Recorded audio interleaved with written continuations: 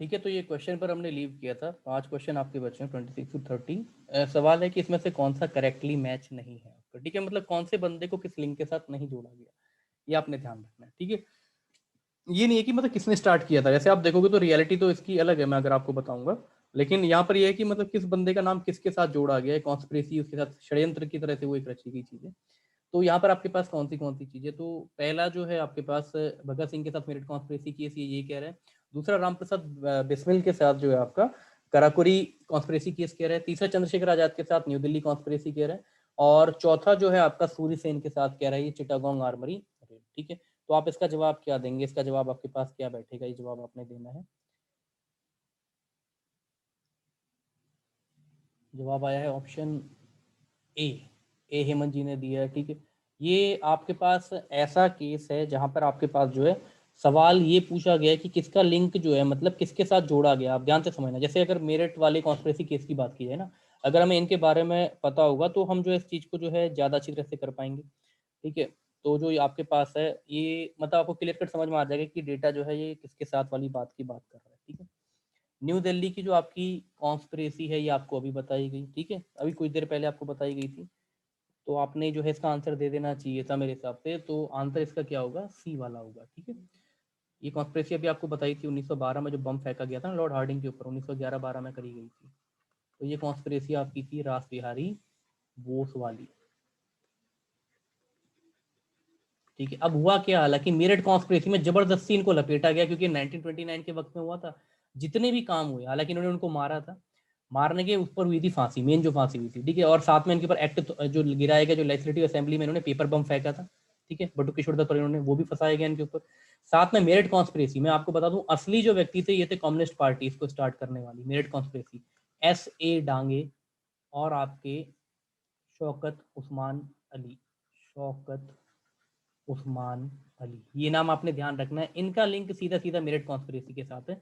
लेकिन ये हुई कुछ इस वक्त पर थी 1929 पे, जिस वक्त भगत सिंह को फंसाना था, क्योंकि भगत सिंह ने जो है हिम्मत करी थी मारने की। एक अंग्रेजी जो है आपका पुलिस ऑफिसर, उसको जो कि आपका एक अच्छे खाता ASP जो है असिस्टेंट सुपरिटेंडेंट ऑफ पुलिस आपका ग्रेड का जो व्यक्ति था उसको, और साथ में बम फेंक करके जो है एक डराने की कोशिश करी थी। तो इसके तहत जो है इनको लपेटा गया। तो मेरठ कॉन्स्पिरेसी केस में भी भगत सिंह का नाम लिया गया। तो हाँ, इनका कहीं ना कहीं लिंक बैठाया गया इनके साथ। वास्तविक रूप से हालांकि ये SA डांगे कम्युनिस्ट पार्टी वाले और शौकत उस्मान अली, इन लोगों के द्वारा 30-32 ये लोग थे, इन्होंने जो है एक कॉन्स्पिरेसी करी थी। एक्चुअली कॉन्स्पिरेसी क्या थी, इन लोगों ने मिल करके ना मतलब ये बताया था कि इंडस्ट्रियल रेवोल्यूशन किस तरह से भारत के अगेंस्ट है। तो इन्होंने रेलवे की एक स्ट्राइक कर दी थी। ठीक है, क्योंकि रेलवे जो है आपका चल गया था भारत में, आपको पता 53 के बाद में। तो इन्होंने रेलवे स्ट्राइक कर दी थी कि कोई सामान हमारे यहाँ से वहां नहीं जाएगा करके, इस तरह से लोगों को संगठित किया था। और क्योंकि पार्टी फॉर्म हुई थी नई नई, ज्यादा समय हुआ नहीं था पार्टी को बने हुए, कम्युनिस्ट पार्टी को 1924 के आसपास में बनी थी। MN रॉय साहब ने इसको बनाया था 1924 में। कभी आएगा तो किसने बनाई ये पार्टी, MN रॉय ने जो है CPI पार्टी बनाई है 1924-25 में। तो इन्होंने अपने आप को आगे दिखाना कि यार हाँ, हम भी कोई एक पार्टी है, हमारी भी कोई विचारधारा है करके। तो 1929 में केस इनके द्वारा रचा गया, जिसमें फंस गए भगत सिंह साहब।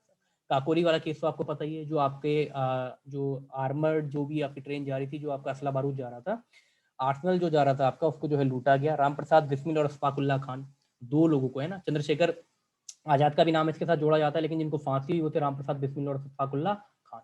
न्यू दिल्ली कॉन्स्पिरेसी मैंने अभी आपको बताया, लॉर्ड हार्डिंग के ऊपर बम गिराने वाली थी, जो पीछे हमने एक सवाल किया। चिटगांग में भी क्या हुआ, सेम ऐसा काकोरी वाला का, जो आपका पुलिस और ब्रिटिश आर्मी का जो एक सरकारी जो खजाना जा रहा था, उसको सूर्यसेन द्वारा, किसके द्वारा, सूर्यसेन के द्वारा जो है आपका ये इंसिडेंस है आपका 1930 का। 1930 का ये इंसिडेंस है, 1911-12 का इंसिडेंस है। काकोरी 1924-25 के आसपास वाला है, 1924 वाला। मेरठ कॉन्स्पिरेसी 1929 की है, हालांकि जो है 3-4 साल का लंबा केस चला था, और 1933 में जो है इन सारे बंदों को 10 साल की सजा हुई थी बाद में। ठीक है, एक लंबा केस चला था। बाकी सारा तो एक आध साल में निपट गए थे, जो भी काम हुए थे उनमें सजा जो है पा करके तुरंत पकड़ करके एक आध साल में एग्जीक्यूट कर दिया गया था। लेकिन ये वाला केस जो है आपका 1933 में, इसका जो है फाइनली जो है असली बंदे, क्योंकि यहाँ तो फंसाया गया था ना आपके भगत सिंह को, तो ये केस जब बाद में बलता गया बनता गया, तो असली नींव पकड़ में आई कि नहीं, एक तरह से पार्टी थी आपकी CPI, उसके बंदे जो है इसमें लिप्त थे। तो 1933 में फाइनली इसकी जो है फरोकत हुआ इस केस का, ध्यान रखना। ठीक है, पेपर में गलत हो सकता है, इसलिए आपने ध्यान रखना है। न्यू दिल्ली से आप कंफ्यूज कर सकते हैं, तो न्यू दिल्ली के लिए चंद्रशेखर आजाद नहीं है, रास बिहारी बोस है। ठीक है, अगला सवाल है हमारा क्वेश्चन नंबर 27। अगला सवाल, इन इवेंट को पढ़ो, इनको ऑर्डर में लगाओ। ये पेट सवाल है उत्तराखंड के, एकदम मिलेंगे मिलेंगे आपको PCS से लेकर के SSSC में। कोई भी इवेंट दे देंगे, पहाड़ों की श्रृंखला दे देंगे, इनको हाइट के हिसाब से लगाओ। इनको नॉर्थ से साउथ की ओर लगाओ, इनको ईस्ट से वेस्ट की ओर लगाओ इन पहाड़ों को, इस तरह से, या कोई भी इवेंट दे देंगे, पहले कौन हुआ बाद में कौन हुआ, ये आपने लगाना है। ठीक है, मैं आपको बताऊं तो अगर ये चीज का आपने आंसर क्या दिया, देखते हैं सवाल का 27 क्वेश्चन का जवाब आया है ऑप्शन ए जवाब दिया हेमंत जी ने 27वें सवाल का। ठीक है, ए इज द राइट आंसर, क्योंकि अगर आप इनके साल ध्यान रखोगे तो आपको ऐसे याद हो जाएगा। गांधी इरविन पैक्ट आपका 1931 में हुआ था। ठीक है, सेकंड गोलमेज सम्मेलन से पहले। पूना पैक्ट आपका 24 सितंबर 1932 को हुआ था। कराची सेशन जो इंडियन नेशनल कांग्रेस का, ये भी 1931 में हुआ था। ये पहले मांग कर ली गई थी तब जाकर के, क्योंकि अब आप खुद सोच लो कराची सेशन कब होता था, आईएनसी के सेशन दिसंबर में, हल्का सा हिंट लगाना है, दिसंबर में सेशन होता था। गांधी को कहा गया कि सेकंड गोलमेज सम्मेलन में मिल ले। पहला गोलमेज सम्मेलन आपका कब हुआ है, पहला गोलमेज सम्मेलन आपका हुआ है 1930 में, दूसरा कब हुआ 1931 में, तीसरा कब हुआ 1932 में। तो जो गोलमेज सम्मेलन का समय मैंने कुछ देर पहले आपको बताया था कि सितंबर अक्टूबर से लेकर के नवंबर दिसंबर के महीने होते थे। ठीक है, अब जब इसमें शामिल हो और गांधी इसमें शामिल हुए तो सीधी सी बात है मना पहले लिया गया होगा, सीधी बात है ना, बहुत बेसिक सी बात है। और जो है यहाँ पर अभी इरविन है, इरविन मतलब गया नहीं है। ठीक है, तो मतलब ये काम पहले कर लिया गया होगा। आईएनसी के जनरली सम्मेलन दिसंबर में होते हैं, मैंने आपको बताया, क्योंकि दिसंबर में ही आईएनसी की स्थापना हुई 1885 में। इंडिविजुअल सत्याग्रह आपका 1940-41 से चरम पर आया था। विनोबा भावे पहले आपके इंडिविजुअल सत्याग्रही थे, विनोबा भावे, ये भी ध्यान रखना है आपने। इन्होंने एक मूवमेंट स्टार्ट किया था, जिस मूवमेंट का नाम था भूदान मूवमेंट। अपनी स्वीकृति से जो गरीब लोग हैं जिनके पास जमीन नहीं है उन्हें आप जमीन दे सकते हो, अगर आपके पास एक्स्ट्रा एकड़ जमीन है तो आप दे दो अपनी स्वीकृति से। तो भूदान मूवमेंट जो है आपका, भूदान मूवमेंट जो है आपका ये स्टार्ट किया गया, और यही सर्वोदय मूवमेंट भी जो है बाद में कहलाया।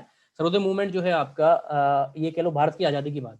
ठीक है, 1950s के बाद में जो हमें देखने को मिला मूवमेंट सर्वोदय मूवमेंट के नाम से आपका, ये ज्यादा फेमस हो गया आपका सर्वोदय मूवमेंट, मतलब अपलिफ्टमेंट ऑफ ऑल, इंग्लिश में सर्वोदय, सबका उदय हो। तो जो भी जाति के हैं regardless of the caste creed, हर किसी व्यक्ति का भला होना चाहिए। तो सर्वोदय मूवमेंट का लिंक भी जो है आपका ये आता है, किससे लिंक होता हुआ, आपके विनोबा भावे से।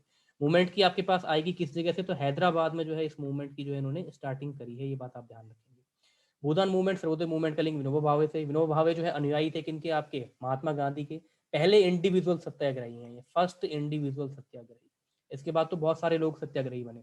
जवाहरलाल नेहरू अपने आप ने अपना एक सत्याग्रह स्टार्ट किया इंडिविजुअली, बाकी औरों ने सत्याग्रह स्टार्ट किया, महिलाओं ने स्टार्ट किया कई सारी। तो ये सारा डेटा आप ध्यान रखोगे तो इस हिसाब से सबसे पहले क्या होगा आपके पास, गांधी इरविन पैक्ट होगा।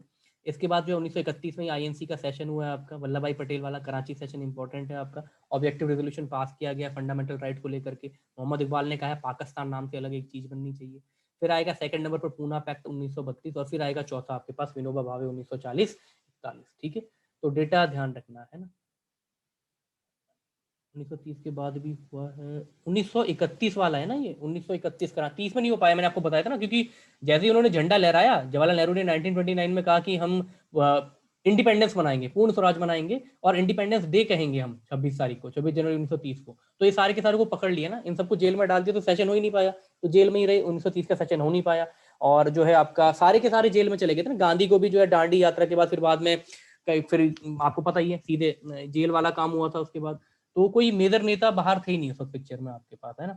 और मोतीलाल नेहरू ये सब एक्टिव पॉलिटिक्स से रिटायर हो चुके थे आपके सारे के सारे व्यक्ति, तो वो सेशन नहीं हो पाया 1931 में जो है। फिर जब ये लोग जेल वेल से जब बाहर आए आपके, जब वो वाली बातें कही गई आपकी कि इन सारों को रिहा कर दो, जो भी नमक कानून में आपने पकड़े हैं इनकी संपत्ति वापस कर दो, तो मैं आ जाता हूँ इंडियन नेशनल कांग्रेस को रिप्रेजेंट करने के लिए, किसमें, सेकंड गोलमेज सम्मेलन में। आप क्रोनोलॉजी को समझिए ना, अमित शाह की तरह क्रोनोलॉजी जो है उसको समझिए, आपका जो है आंसर बिल्कुल क्रिस्टल क्लियर हो जाएगा, एक एक डेट के साथ क्लियर हो जाएगा सारी चीजें। ठीक है, हिस्ट्री बहुत इंटरेस्टिंग है, मैं बताऊँ बहुत मजा आता है, मेरे तो ऑप्शनल सब्जेक्ट है मेरा हिस्ट्री जो है आपका यूपीएससी का। ठीक है, तो जितना आप पढ़ोगे उतना ज्यादा मजा आएगा। और एंशियंट तो और खतरनाक है, जैसे पढ़ने पढ़ने लगो तो एंशियंट जो है और तगड़ी है आपकी हिस्ट्री। ठीक है, अगला सवाल क्वेश्चन नंबर 28। ली कॉर्बूशियर एक व्यक्ति है आपका, नाम से पता चल रहा है फिरंगी है, भारतीय नहीं। ली कॉर्बूशियर कहाँ के आर्किटेक्ट, रचयिता कहे जाते हैं, कौन सी सिटी ली कॉर्बूशियर ने बनाई है। और मैं आपको हिंट दे दूं, पहली वेल प्लान्ड सिटी ये कही जाती है भारत की, हल्का सा हिंट मैं आपको दे दूं, पहली वेल प्लान्ड सिटी भारत की जो कही जाती है, तो इसी से आप हिंट उठा लोगे इसका। ऑप्शन नंबर ए नहीं नहीं, बॉम्बे नहीं, बॉम्बे नहीं, ए चंडीगढ़ ना, आप चंडीगढ़ जाओ तो चंडीगढ़ में जो आपके ना वो ऐसे 12 या 16 सर्कल्स हैं पूरी पूरी, जैसे आप जाओगे तो काफी बढ़िया सिस्टम है वहां पर, अपने आप जाकर के लाइट लग जाती है, तो वही देख करके बंदा, मैं जैसे गया था 2-3 बार गया हूँ तो मैंने देखा यार, तो बहुत बढ़िया सिस्टम है, बहुत सारे गोल गोल आपके चौराहे मतलब बीच में वैसे हैं राउंड पॉइंट, तो वहां पर अपने आप ही लाइटें लगी रहती हैं, जैसे लाइट होती है लाल आपकी हरी, उस हिसाब से जो है आपका ट्रैफिक मूव करता है, चाहे पुलिस हो या ना हो वहाँ पर। तो एक पूरा अच्छी तरह से एक वेल सेटल की गई आपकी एक सिटी है ली कॉर्बुशियर द्वारा चंडीगढ़, ठीक है। तो ये जो है आपने ध्यान रखना है। अगर जॉब चेरनॉक का नाम आएगा तो जॉब चेरनॉक है कोलकाता वाले, जॉब चेरनॉक, सुल्तान गिरी या सूता नगरी, गोविंदपुरी और कोलकाता, हुगली नदी के तट पर बसी हुई, जिसे अब कलकत्ता कहते थे, कोलकाता, इन तीनों को मिला करके फोर्ट विलियम की जगह बनाने के लिए चुना गया। और उसके आर्किटेक्ट थे आपके जॉब चेरनॉक, जिन्होंने एक मॉडर्न कलकत्ता जो आपको देखने को मिलता है इसके रचयिता कहे जाते हैं, ठीक है। तो जो मॉडर्न कोलकाता है, कोलकाता, ये इन तीनों जगहों को हुगली नदी के पास के बसे हुए सुल्तानगिरी, गोविंदपुरी और कलकत्ता, इनको मिला करके बना है मॉडर्न कोलकाता। तो जॉब चेरनॉक जो है आपके यहाँ के व्यक्ति कहे जाते हैं, ठीक है। न्यू दिल्ली के लिए आपकी आती है अर्नेस्ट बेकर और एडवर्ड ल्यूटिन, एडवर्ड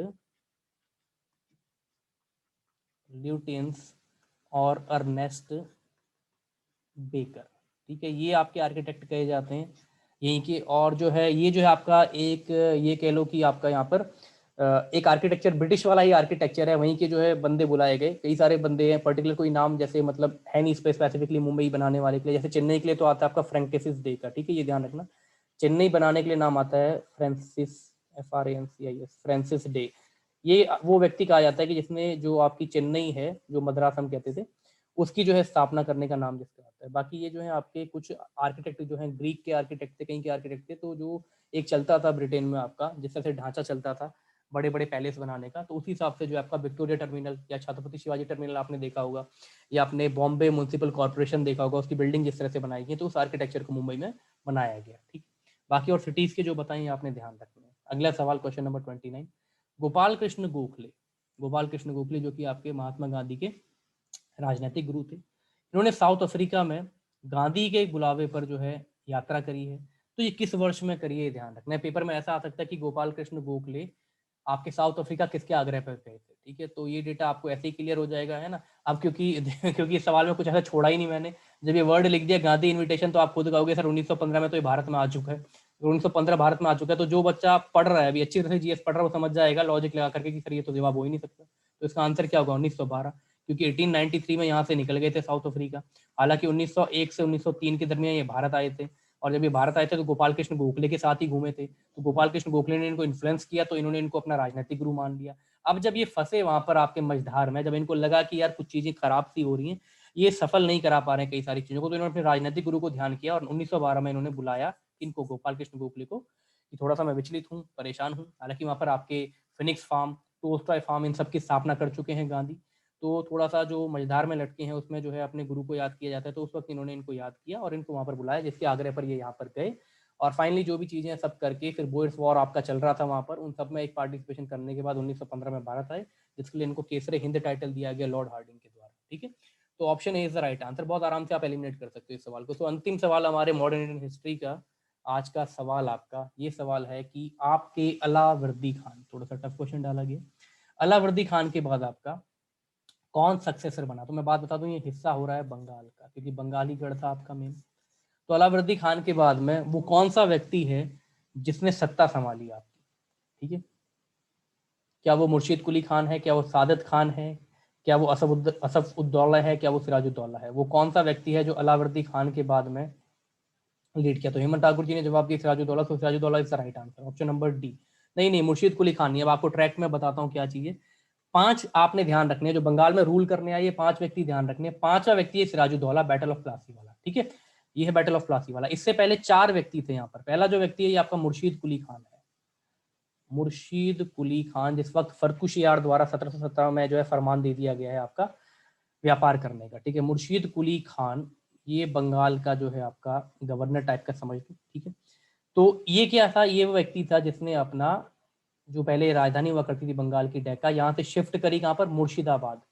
मुर्शिदाबाद एक जगह है, ठीक है। यहाँ पर कैपिटल शिफ्ट करी, ये था 1717 में। थोड़ा ये गाइडलाइन ध्यान रखना, पहला व्यक्ति ये था। इसके बाद जो है इसका दामाद, इसका सन इन लॉ आया जिसका नाम था सुजाउद्दीन, है ना, सिराजुद्दौला नहीं, सुजाउद्दीन, ठीक है। तो ये जो सुजाउद्दीन है ये सन इन लॉ था मुर्शीद कुली खान का। इसको जो है आपका शाह रंगीला ने, शाह रंगीला कौन था, मोहम्मद शाह, जो आपका MUHMED, मोहम्मद शाह को शाह रंगीला भी कहते थे, मुगल शासक था। तो इसको शाह रंगीला के नाम से भी जाना जाता था। इसने जो है इसको गवर्नरशिप दे दी बंगाल की। किसको? सवाजुद्दीन को। अगर सवाजुद्दीन को गवर्नरशिप जो है बंगाल कह रहा हूँ, बिहार की, सॉरी बंगाल था ही, बिहार की भी दे दी है ना। बिहार की गवर्नरशिप देने की अगर बात आएगी सजाउद्दीन को, तो किसने दी है? मोहम्मद शाह ने, जो कि शाह रंगीला भी कहा जाता था, मुगल एम्परर था। कब दी है? 1733 में दी है। ठीक है, अब इसके बाद क्या हुआ है? इसके बाद जो है अगला आया आपके पास सरफराज खान। नेक्स्ट व्यक्ति जो आया है इसका नाम है सरफराज खान। सरफराज खान ये व्यक्ति आया है, ये इसका बेटा है, ये सन है आपका सुजाउद्दीन का, SHUJA, सुजाउद्दीन। ठीक है, स्पेलिंग के लिए माफ करना जो भी हो आगे, लेकिन नाम ध्यान रखना। सरफराज खान आया, इसके बाद जाकर के आपका सरफराज खान को मारा गया अलावर्दी खान द्वारा। तो अलावर्दी खान आया है आपका, और अलावर्दी खान जो है आपका 39 में जो है जो आपका 1740 में जो है इसने जो है मर्डर किया है इसका, और 1740 से 1756 तक। ठीक है, ये रहा यहाँ पर अलावर्दी खान के बाद में। ये वो व्यक्ति था, मेन समझ लेना, जिसने फोर्टिफिकेशन रोकने का प्रयास किया अंग्रेजों का। तो फोर्टिफिकेशन जो किलाबंदी स्टार्ट कर दी थी अंग्रेजों ने यहाँ पर, वो रोकने का प्रयास किया, और उसी किलाबंदी को आगे रोकने का प्रयास किया सिराजुद्दौला ने, जो कि एक मेन वजह बनी आपके क्या, बैटल ऑफ प्लासी की, रॉबर्ट क्लाइव और आपके किसके बीच में?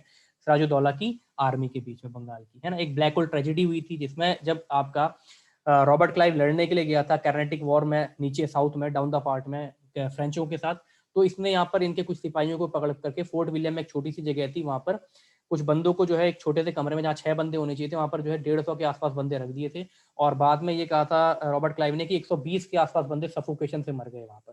तो ये बदला लेने के रूप में भी आप समझ लो, या सबक सिखाने के रूप में भी समझ लो, सिराजुद्दौला को जो है एक लड़ाई लड़ी गई आपकी, जिसको कहा गया बैटल ऑफ प्लासी। ठीक है, प्लासी एक मैदान है जहाँ पर पलश के फूल आपके खिलते हैं। ठीक है, तो ये डेटा आपने ध्यान रखना है। अलावर्दी खान वो व्यक्ति था, एक मेन आप रूलर कह सकते हो, जिस व्यक्ति ने कहा था कि राजा मैं हूं तो किलेबंदी बंद होनी चाहिए, तो इसी बात को आगे बढ़ाया सिराजुद्दौला ने। तो अलावर्दी खान जो अगला जो गद्दी देके गया 1756-57, ये ज्यादा राज नहीं कर पाया, क्योंकि 1756 में ही आए, 56 से इसने पंगे लेने स्टार्ट किए, 57 में बैटल होगी, बैटल में इसकी हार हुई, डिसिसिव हार हुई इसकी, तो सिराजुद्दौला यहाँ पर हारा। तो ये 5th नंबर का आएगा आपका। ठीक है, ये आपने ध्यान रखना है। मुर्शीद कुली खान, फिर बाद में आपको पता है मीर जाफर, मीर कासिम। ठीक है, ये नाम जो है आपके बाद में आएंगे, जो भी नाम आते हैं आपके पास, तो ये नाम आपके बाद में जुड़ते हैं डाउन द लाइन। क्लियर है चीजें? तो यहाँ पर हमारी मॉडर्न इंडियन हिस्ट्री खत्म होती है। मुर्शीद कुली खान पहला आएगा बंगाल का शासक आपका, आप ये ध्यान रखना जब आएगा तो। ठीक है, जिसने आपका डेक्का से, जिसे हम ढाका कहते हैं, जो आपकी बांग्लादेश में चलेगी, वहां से कैपिटल मुर्शिदाबाद, तो मुर्शीद कुली खान के नाम से आप लिंक कर सकते हो। अगला सुजाउद्दीन, अगला जो है आपका सरफराज खान, अगला अलावर्दी खान, अगला जो है आपका सिराजुद्दौला, फिर मीर कासिम, मीर जाफर, ये वाले नाम। ठीक है, तो उम्मीद है यहाँ तक समझ में आई होंगी आपको चीज़ें, और मॉडर्न हिस्ट्री थोड़ा बहुत अच्छी तरह से समझ में आई होंगी। कहने को हमने जो है 60-65 सवाल किए हैं, मतलब लिखने के माध्यम से, पर अगर आप सवाल देखोगे कम से कम 150-200 से ऊपर आपने सवाल किए हैं, जो भी डेटा इनके साथ जोड़ा गया उसके साथ में। ठीक है, तो मैं समझता हूँ इसके अंदर से आपके जो सवाल बनने हैं, 3 या 4 सवाल ज़्यादा से ज़्यादा जो भी आने हैं आपके, वो कवर होने चाहिए मैक्सिमम इसमें से। ठीक है, बाकी नोट्स आपको प्रोवाइड कर दिए जाएंगे मॉडर्न हिस्ट्री के ग्रुप में। ठीक, चलिए फिर मीर कासिम जो है आपका पोपट राजा भी कहते हैं, वही था ये आपका। ठीक है, मीर कासिम को पोपट राजा कहा जाता है, और ये चल नहीं पाए बंदे, क्योंकि इनमें जो है खुद ही आपस में चीजें बैठ नहीं पाई, इनको गद्दी पर बैठाया गया था, लेकिन इन्होंने खुद ही बगावत करनी, या इन्होंने अपना जो है राज चलाना चालू कर दिया। तो इसने कहा कि चलो इसको भी सबक सिखाया जाए, मीर जाफर, मीर कासिम, इनको जो है सबक सिखाया जाए। फिर जो है सबक सिखाया गया। ठीक है, नोट्स में भेज दूंगा आपको, मॉडर्न इंडियन हिस्ट्री के जो नोट्स मैंने बनाए हैं वो आपको भेज दिए जाएंगे ग्रुप में, और आप जो है उनसे थोड़ा सा पढ़ लेना। 2-2 3-3 पेजेस के नोट रहेंगे ज़्यादा से ज़्यादा हर टॉपिक के ऊपर, 15 to 16 टॉपिक्स रहेंगे आपके। ठीक है, बाकी मैं और चीज़ों के बना रहा हूँ, मेडिवल के टाइम लगेगा उन चीज़ों में, क्योंकि समय जो है जैसा जैसा मेरे को मिलता जाता है वैसे मैं बनाता हूँ अलग से। हाँ, केवल यार हिंदी वाला काम करूंगा मैं उसमें ना, साथ में हिंदी में भी भेज दूंगा, रुक जाओ, मैं हिंदी में भी कर दूंगा तुम्हें, हिंदी में भी सेंड आपको कर दिया जाएगा। ठीक है, तो चलो यार मिलते हैं फिर कल, और स्टार्ट करते हैं मध्यकालीन भारत आपका। ठीक है, थोड़ा बहुत आप पढ़ना, हल्का बहुत डेटा जो भी आपने पढ़ा वो रिकॉल करना, नहीं तो क्वेश्चन के साथ साथ में चीज़ें जो है हमें पता चलती जाएंगी। ठीक है, चलिए सारा आएगा इसमें, मतलब आपका ये समझ लो, साउथ का एम्पायर, डेक्कन सल्तनत, विजयनगर एम्पायर, बहमनी एम्पायर, ये भी आएगा आपके यहाँ पर। जो मुगल, जो आपके टर्किश अरेबियन जो है, इनका अराइवल हुआ भारत में, ये भी आएगा आपका। दिल्ली सल्तनत, ये भी इसके अंदर रहेगा आपका। मुगल एम्पायर जो है, ये भी इसके अंदर रहेंगे। तो ये सारी की सारी चीज़ें जो है आपकी इसके अंदर रहेंगी मेडिवल इंडिया के अंदर। ठीक है, ये समझना आप 700 से लेकर के, मतलब हर्षवर्धन जहाँ पर आपका मरा है, हर्षवर्धन के मरने से मतलब 7th सेंचुरी से लेकर के आपका, आप ये कह लो 17th सेंचुरी के आसपास तक का जो डेटा है, ये आपका रहेगा मेडिवल इंडियन हिस्ट्री में। ठीक है, चलिए ठीक है यार, मिलते हैं कल, बाय बाय, गुड नाइट।